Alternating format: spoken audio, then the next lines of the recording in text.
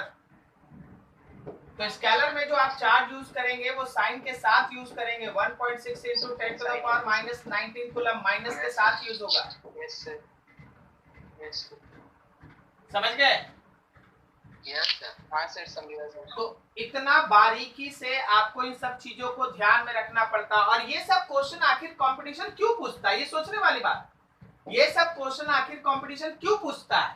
देखो कितना छोटा छोटा कैलकुलेशन है। कारण है कि अगर बच्चे को वेक्टर और स्केलर में थोड़ा भी कंफ्यूजन होगा फंस जाएगा।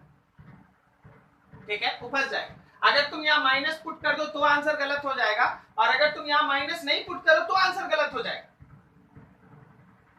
या माइनस नहीं पुट करोगे तो आंसर गलत है, और उसमें माइनस पुट कर दोगे तो गलत। तो सोचने वाली बात है, थोड़ा दिमाग पे इस सब चीज को है ना बहुत अच्छे से कमांड रखा जाता है। ठीक है, क्वेश्चन जब छोटा होता है तो ट्रिकी होता है, थोड़ा सोचने के लिए दिया रहता है। ओके, चलिए ये क्वेश्चन थोड़ा थर्मोडायनेमिक्स का मिक्सअप क्वेश्चन है, तो देखते हैं आपका दिमाग क्या कहता है। चलिए सोचिए थोड़ा, थर्मोडायनेमिक्स है इसमें, लास्ट क्वेश्चन है, इसके बाद आगे थ्योरी स्टार्ट करेंगे आज का।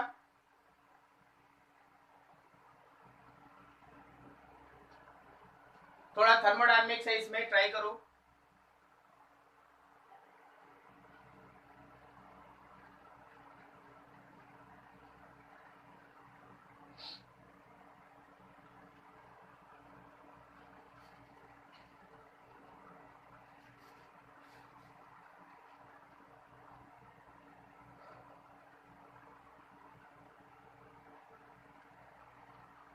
A fully charged capacitor has a capacitance C. It is discharged through a small coil of resistance wire embedded in a thermally insulated block of specific heat capacity S and mass M. If the temperature of the block is raised by del T, the potential difference B across the capacitance is. आप लोग घर में water heater रखे हैं, जो coil वाला water heater होता है, पानी में डुबा देते, पानी गर्म हो जाता है। Option C. Yes sir. अच्छा, किसी का आंसर है सर ऑप्शन सी होगा। चलो हम सुन लिए, वेरी गुड। लेकिन हम आपसे कुछ प्रैक्टिकल बात पूछ रहे हैं। हम आपसे ये जानना चाहते हैं कि coil heater. Sorry sir, option D sir. अच्छा ठीक है, डी भी मान लीजिए। एनर्जी का फॉर्मूला ले। Yes sir, conservation of energy लगा दो और पोटेंशियल एनर्जी इक्वल कर दो। यहाँ पे जो हम लोगों का करंट पास होता है ना, उस करंट की वजह से रजिस्टर गर्म होता है, और रजिस्टर के हीट को पानी अपने अंदर एब्जॉर्ब करता है, तो पानी गर्म होता है। ये इसका मैकेनिज्म है। लेकिन यहाँ कॉन्सेप्ट क्या है कि जो एनर्जी है उसी एनर्जी का हिस्सा वाटर अपने अंदर यूज करता है, अपने टेम्परेचर को बढ़ाता है। आज वही काम आपको कैपेसिटर के अंदर का जो एनर्जी है उसके लिए करना है। कैपेसिटर है, एक फुली चार्ज कैपेसिटर है, तो कैपेसिटर का एनर्जी द पोटेंशियल डिफरेंस भी अक्रॉस द कैपेसिटर। क्या कैपेसिटर की एनर्जी को हाफ CV स्क्वायर लिख दें? Yes sir. और इसी को वो हीट जो है वो अपने लिए यूज करेगा। जो सब्सटेंस अपना टेम्परेचर del T से चेंज कर रहा है, वो अपने हीट के लिए यूज करेगा। तो आप इसको लिख सकते हैं हाफ ऑफ CV स्क्वायर। यहाँ पढ़ के रखे हो ms del T। ms delta T. Yes. तो आपके v स्क्वायर का वैल्यू हो गया 2ms del T by C, और अगर आपको v चाहिए तो under root 2ms del T by C, ये आपके पास C। Yes sir, option D. Option C या D ना? D sir, D. Sir D. हाँ डी। ठीक है, तो ये आपके पास था सारा का सारा न्यूमेरिकल बेस्ड डिस्कशन, जिसमें आपके लिए कुछ क्वेश्चंस आज रखा गया। हर दिन इसी तरह से हम लोग धीरे धीरे आप कैपेसिटर के न्यूमेरिकल्स पे रहेंगे। अब इसके बाद आज का आपका थ्योरी का क्लास स्टार्ट करते हैं। Just wait. सर हाँ बोलो ना, बोलो।